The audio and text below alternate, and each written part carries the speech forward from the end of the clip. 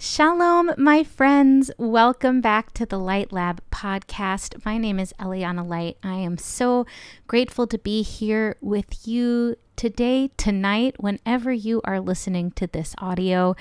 We are here with the third in our special 3-part series of Pray Along episodes that were recorded live from SLBC Song Leader Bootcamp back in February. We started with Mincha, the afternoon service. We moved into Shacharit, the morning service, and now we have come to the evening service. That is not totally the order of a Jewish day, but it is the order that we experienced them at the conference. And so we wanted you to have that as well. Before we jump into this week's episode, I wanted to tell you about an upcoming learning opportunity. For the past 5 years, I've been working on a curriculum that uses the album Songs About God as a jumping off point to explore what God has meant for us and could mean for us through the lens of Jewish text and ideas and personal discovery. I went through this on and off for a while, was like, does anybody want this? Is this interesting to anyone? And thanks to my friends at Tiny Windows Consulting, particularly Zoe, thank you so much, Zoe, for helping craft this really into a real curriculum that we're hoping that educators and clergy and anyone who teaches can use with adult learners. We're thinking kind of teens, young adults, great for Hillel settings or adult education classes. It can be used in a 10-part format. There are 10 series, but the material can also be remixed into family programs and longer sessions or shorter Divrei Torah. Where I'm pairing that with an educator training because I want to kind of form a cohort of people who are going to be using this material in their work so that they can connect with each other, share with each other, and don't have to go through the process alone. So you can check out the link in the show notes or go to lightlab.co to learn more about the Songs About God educator training and curriculum. I'm really excited about it. There are 5 training sessions over 2 weeks in August. They will be recorded so that you can join us live in the Zoom or listen whenever you would like. And yeah, take a look at that and learn more. And I hope you'll be able to join us. Okay. First of all, thank you for your patience in this third installment. We were working on some sound issues, and I hope that you're able to hear and feel yourself kind of in the room with us. This is from my iPhone that was sitting on stage with me.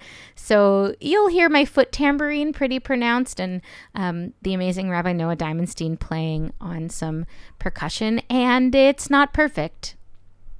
As we've said throughout this series, it's not perfect, which means for prayer, it's perfect. There are feet shuffling and baby noises, and sometimes I'm off key, and it doesn't matter because tefillah is this messy work of noticing and responding and being in the truth of the present.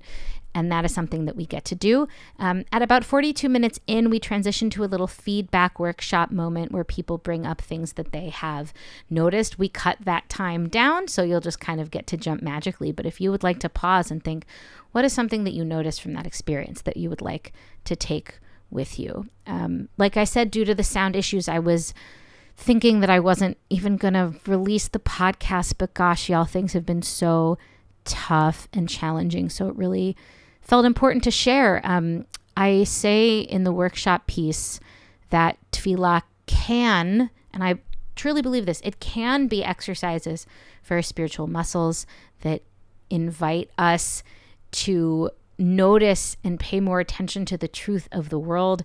And it can leave the room with us. Tefillah can come out of wherever we're praying with us and be something that can help us be more resilient and inspire us to make the world a better place.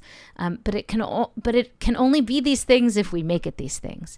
If we're leaders, it can be these things if we lead towards it. And if we're prayers and participants, we get to choose the intention that we come into it with. And we get to choose to make tefillah a space, an exercise, and a practice that can transform us and transform the world. So imagine, if you will, that the evening is coming, that the sun is setting in the sky. There's a little chill in the air. It's a little dark. We're a little sleepy. What encounter can we open ourselves to that can maybe transform us? If you hear us, can you hum with with us.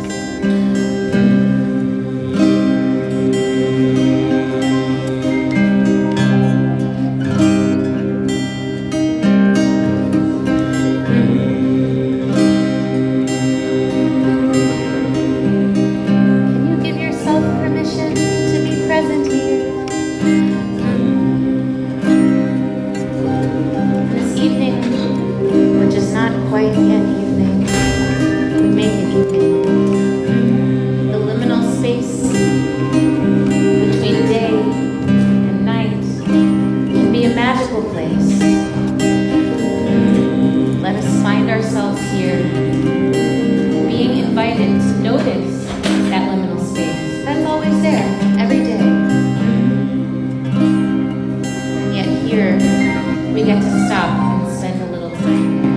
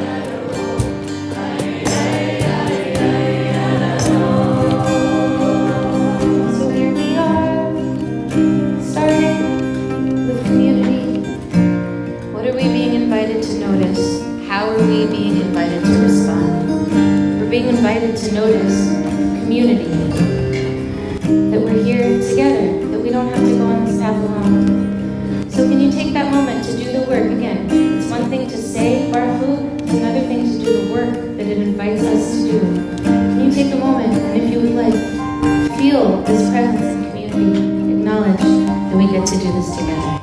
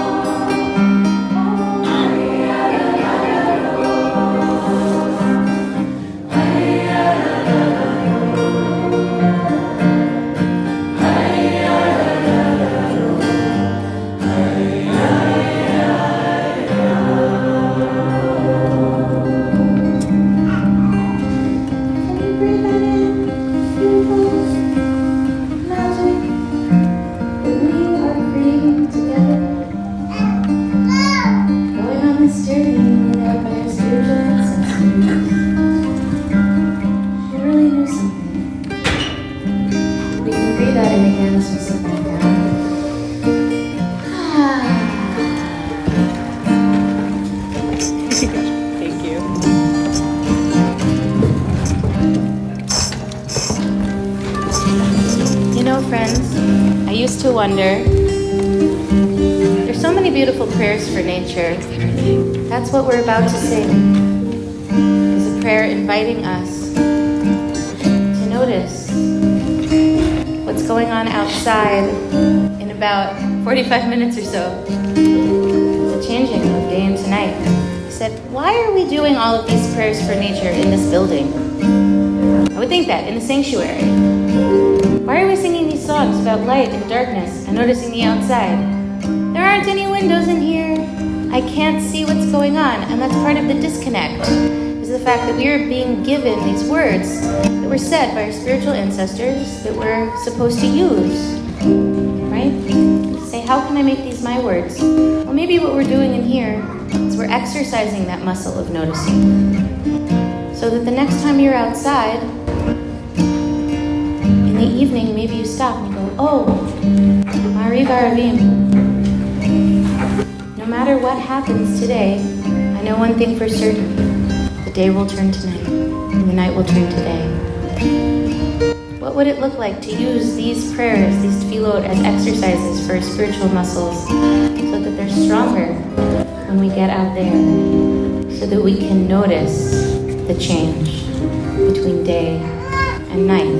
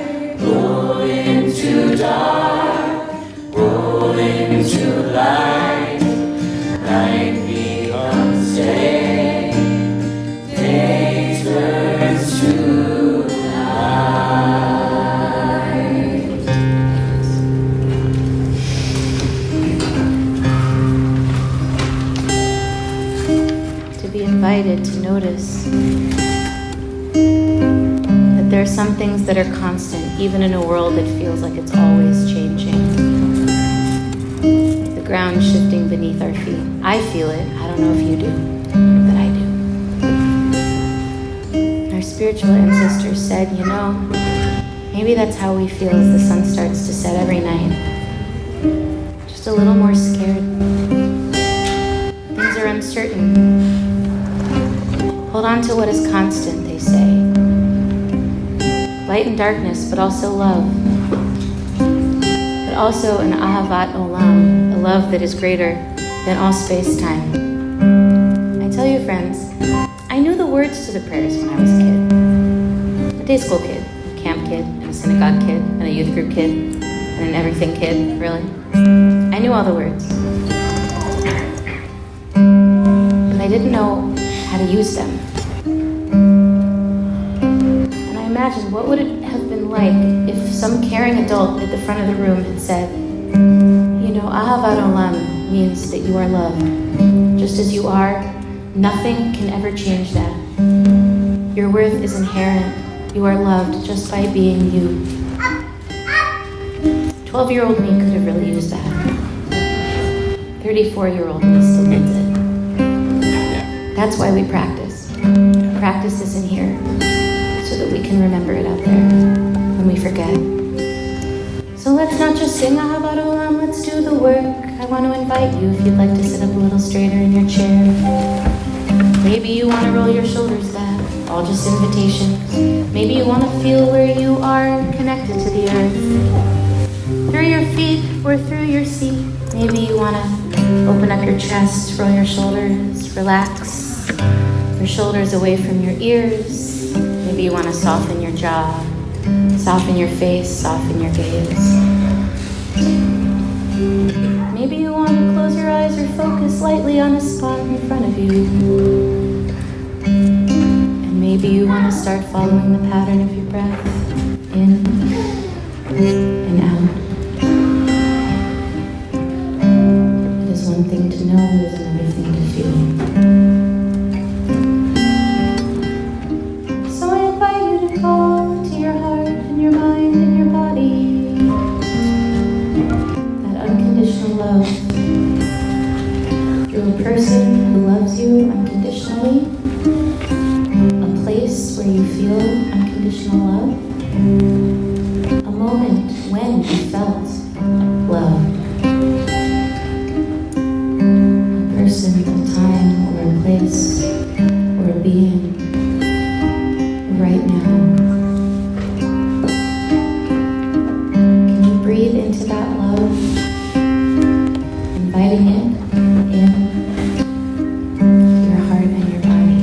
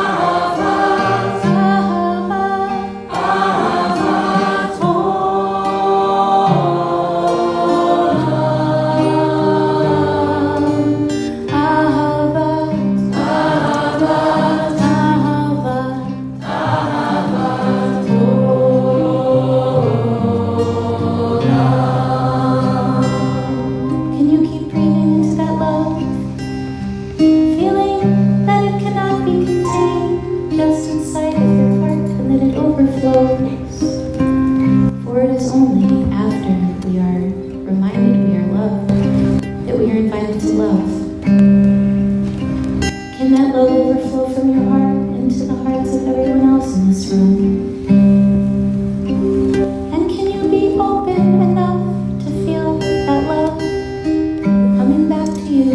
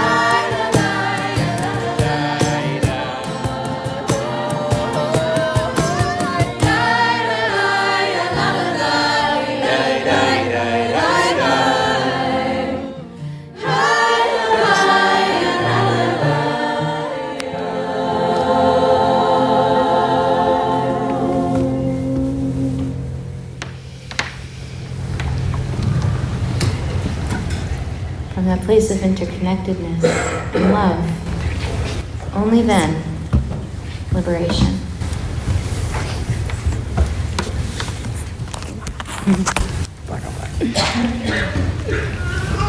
Only then.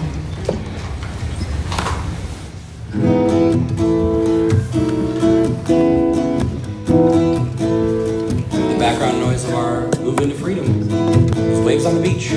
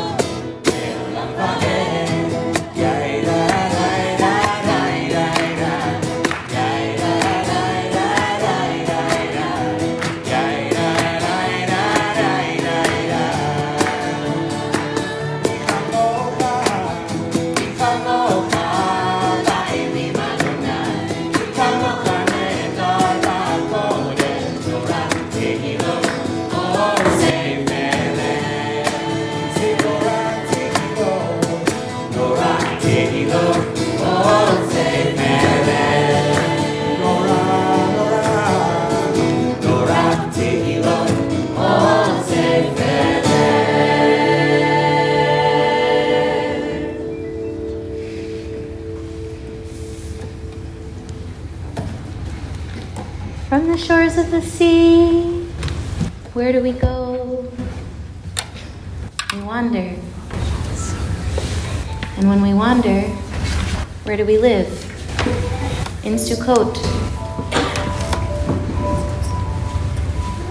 When the night comes, when we feel into what is scary, into what feels insecure or not constant, we ask for help because we know we cannot do it alone. And what we ask for is a sukkah of peace. Not a castle with a moat of peace, not a fortress of solitude of peace, but a sukkah of peace, a structure which by its very nature is vulnerable, is open, is in and of the world. Can that be the peace that we ask for, that we yearn for, and that we work towards, these being reminders to ourselves as much as they are for anyone else? A peace where we can each be in our own sukkah and not be afraid.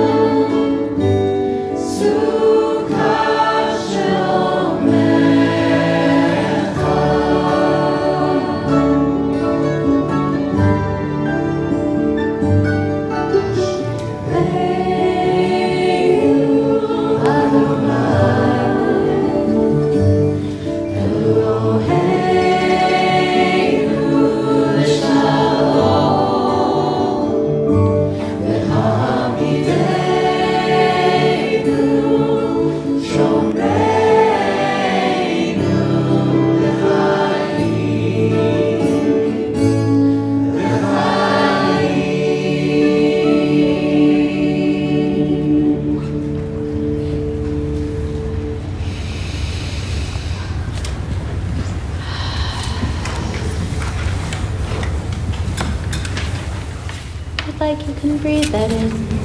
that sukkah of peace. This map that is laid out by our spiritual ancestors. My teacher, Rabbi Daniel Graeber, says the Siddur is the map, not the journey. The Siddur is the map, not the journey. The journey is for each of us. And we're invited, after we've gone on this journey up till now, from community to feeling a part of nature, not apart from nature, to being reminded that we are loved, to being reminded of our inherent interconnectedness. They're all reminders. Imagine if that's when your phone pinged and you looked at your phone and said, "You are loved." A reminder. The liberation is possible, the peace is possible, and now it's time for each of us. For each of us to have our own encounter, and that just means being open to whatever might be. As whenever you are feeling called, you might rise in body and in spirit. As we ask for help, asking for help. As we ask for help to be able to be, you already know how to pray. Just being open and present and true with your heart. You already have everything you need.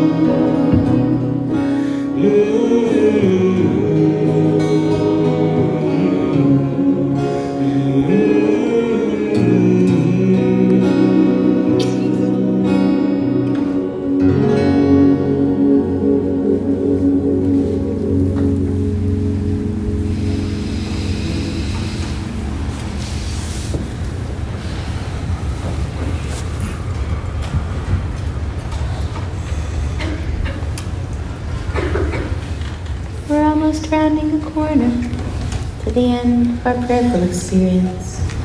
But I've decided to go a little out of order, friends up here, and to let us do in this moment some prayerful reflecting. Tefillah can be these exercises of our spiritual muscles, inviting us to notice and inviting us to respond. Tefillah can go out of the room with us and be something that can help us be more resilient and help inspire us to change the world, which we so sorely need in our everyday life. But it can only be those things if we make it those things. As prayer leaders, we can choose, we can make choices that will make that more possible. And as prayers, we get to do that for ourselves, no matter who is leading, no matter where we are. And so let's take a moment to reflect. When we sing Anew, I will invite you to take something on your heart, v'hashavota al levavecha, to put it out in your heart so you can take it out of the room with you. But first, we'll invite you to turn to the person next to you and to share. What is something that you'd like to take out of here with you? Jumping ahead. And to invite you also, what did you notice? What did you feel? You can think about the choices. Exactly. Yeah. I feel it. I mean, that's the purest prayer there is. Truly. Truly. I want to share a proverb that I learned from my friend and teacher Karina Zilberman, an African proverb.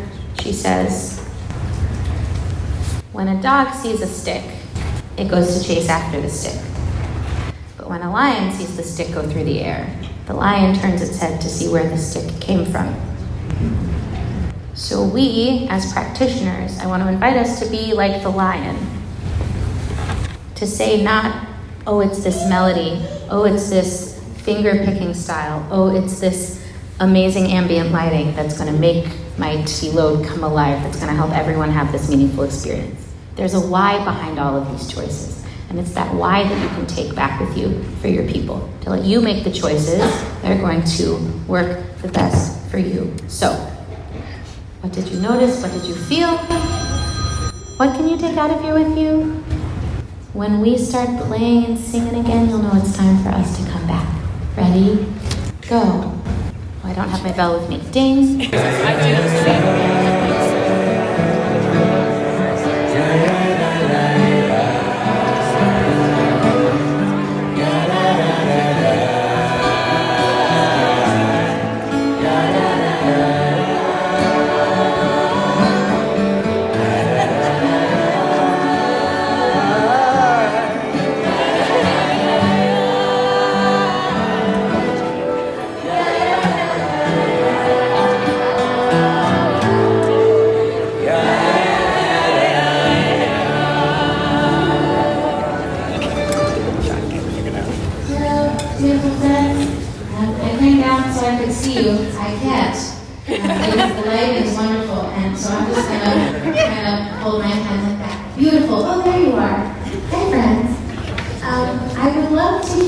Just for maybe 3 or 4 people, something you noticed or felt, and something you're taking with you, or something you're taking with you.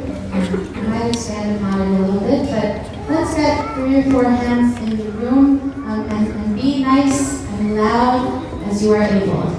Yeah. Yesterday, I heard the wonderful term from Chava's session, collective effervescence. And I've really been feeling that in this moment. Wow. Listen. It's that feeling you get. It's a gem. When everyone is all together and fully in the moment and you're just overcome by it. Thank you, Emil Durkheim. Yes, Emil for collective effervescence. Wow. Emil. Listen. Emil. Other people vibing on the same wavelength. And I remember these incredible studies that have come out recently about what happens when we sing together. We actually match each other's resonances and vibrations in our cells. It's really powerful, and that's something that can happen here. I saw a hand over here. Mara, was that you? Yeah. So much. And I appreciate using the same tune before and after to begin and to end the Amidah. Because sometimes that space can feel disconnected, especially when you're silent in between, and that really made it feel more connected, and we already knew the tune, so we could just come right back in. Beautiful. Using the same tune before and after that personal prayer space, bringing a melody back, right? If we're talking about how can we make something spiritually accessible, how can we give people the most tools and the most opportunities to say yes. Now, not everyone will say yes to the invitation, but how can we make the conditions so that they are more equipped to be able to make the choice to do that? And using one melody multiple times is a great way to do that. Yeah. Something that I really appreciated, especially coming from a fairly traditional conservative synagogue background, where we don't skip a lot of things and all that kind of deal. What I really noticed and loved is that you didn't over-innovate. Which isn't to say it wasn't super innovative, but you didn't over-innovate. I thought that this service really said, and it was explicit, the way the liturgy already has an arc, and it has a flow, and it's really great, whether or not you say every word of it. And I think that sometimes if we do the same thing over and over again, we forget that arc and that flow. So I really loved how you said what's already there is really great. And we're just going to highlight and uplift that through the choices that you make. Beautiful. Yeah, that's a big part of my philosophy. Philosophy. Is that there is so much wisdom in the liturgy, and that part of our job as prayer leaders, again, is to engage people, is to give people wisdom so that they can use it in their life. And that you don't actually need the Hebrew words to be able to do it. They're inviting us to, and they can, right? The melody and the words and the building and the leaders are all supposed to help us have a heart experience, and so often it is those things that get in the way, right? How can we learn those barriers? And to say also that the repetition is the point, right? When you go to the gym, you use the same machines every time. If you're just like, well, I used the machine like 5 months ago, right? Nothing's going to change. It's actually in the repetition and reminding people that we are new every time we come back to the prayer. So the experience gets to be new because we are new. But these are things that we could use every day, all the time. And it's already baked in. I love a themed service, and I tend not to do them because I'm like, the Siddur already has it. It's already there. And one more thing. Oh, by the way, anybody up here, feel free to interrupt me. Say things. You're doing great. I'm just okay. You should say that. Oh, Noah has a I'm having deja vu from our couch conversation a little while ago. But the quarterback of my favorite football team recently said at a press conference that the privilege of leadership is repetition, actually, right? That demonstrating that kind of consistency and commitment to understanding the process really is what you get to do as a leader and model as a leader. It's kind of a cool thing. That's beautiful. Thank you. Yeah, Jay Leonard's. Jay Leonard's. Go Birds. Go Birds. We need to win. I'm not even a football fan. I probably will. One more thing also to say to that point is that these are invitations that you can give, I truly believe, no matter what kind of service you're doing. Your service does not need to look like this to do it. In a traditional sort of service, how about, as we turn to page 47, can you take a moment to invite a feeling of unconditional love into your heart? It took 2 seconds to say. And what you've done is you've given people who don't know the traditional liturgy the opportunity to participate. Not maybe verbally participate, but participate in here. And that was also helpful for me as a leader, because starting out as a song leader, I began to equate singing with praying. And so if I was leading something and I looked out and there were people who weren't singing, I felt like a failure. You might have had this experience before. You learn all the tricks, and you learn all the techniques, and then you look out and there are people that aren't singing. But there are so many reasons why someone might not be singing. Even if you give them the words and the meaning and the transliteration, and they've heard it before. There can be a lot of reasons why someone might not sing. And so establishing from the beginning, for yourself and for others, that the prayer is in here, the song is meant to facilitate the prayer, but it is not the prayer. That already makes it more accessible, because anybody can do it. And putting those kids, those invitations, and again, they're invitations. I said, yeah, I hate being told what to do, this yesterday. So if someone was like, close your eyes, feel love, I'd be like, ugh, you, no. Like, I was, but then you told me to do it, so now I'm not going to do it. To say, if you would like, do it.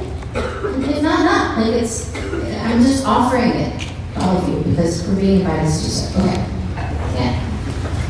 I love the idea that you gave me the congregant, by the way, because I like being the leader. Yeah, some leaders are often less congregants, but we're doing our best. And the problem that I have with that is that I can't let go when I'm a leader. And as a congregant today, I felt the ability to let go. The congregant who I think is the most engaged is the one who can close their eyes and just float, not caring where they end up, because they're on the journey and not the destination. And that was over and over and over in this experience today for me. A bad congregant. Well, I'll tell you, beautiful, one last thing, and then we'll close together. What helped me become a less terrible congregant, I think, is the recognition, right? We work to teach leaders that our choices matter, right? That the choices we have can, in transitions and translations and melody and invitations, can help somebody say yes to that spiritual exercise. And, like, on the other hand, you don't need any of that to pray. And that just helped me, so that I could be in a place, in a synagogue, in a new place, and it feels a little stale, and people aren't singing with their hearts, and it's very much like the prayer, and we say the page, and then the prayer. And just, I remember this, here's what it was water aerobics, really good. It was water aerobics, and our teacher said, this is your workout, she said, while I awkwardly get back here. This is your workout. I'm going to be up here doing the exercises and leading us, but you actually get to decide what to do. You get to modify it for yourself. And we're all going to be here for you. I was like, oh my gosh, this is your service. We're all here doing it together. I've tried to do water aerobics by myself. I last like 30 seconds. It doesn't work. We have to say we're going to show up at this time and all be together. That helps us get there. And then it's really up to each of us. And so then I'm just kind of floating in whatever service I'm in. I'm like, I get to do the exercise. I get to sit here and breathe. I get to sing a song. I get to find a word on the page that's calling to me and just repeat it over and over again. What's happening up there actually doesn't have to affect me. And I can hold both of those truths at the same time. That we as leaders get to have a huge effect on other people, and that we as prayers don't need any of that. It's our service. So let's go back to our service. Shall we? Thank you. And call to our hearts that which, what slide are we on? There we are.